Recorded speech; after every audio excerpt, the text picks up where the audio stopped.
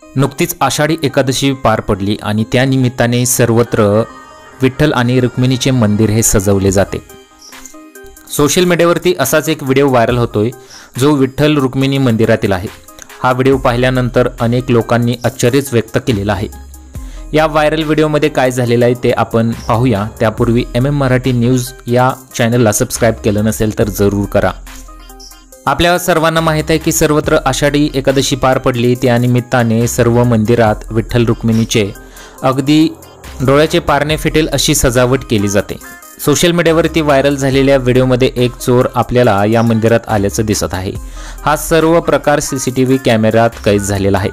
तो पहिल्यांदा पाया पडतो आणि पुढे जे त्याने केलेलं आहे ते पाहून सर्वांना आश्चर्याचा धक्काच बसलेला आहे। विठ्ठलाच्या डोक्यावर जी चांदी आहे तो इथं चोरताना आपल्याला पाहायला मिळत आहे। अनेक लोकांनी वेगवेगळ्या प्रतिक्रिया केलेल्या आहेत।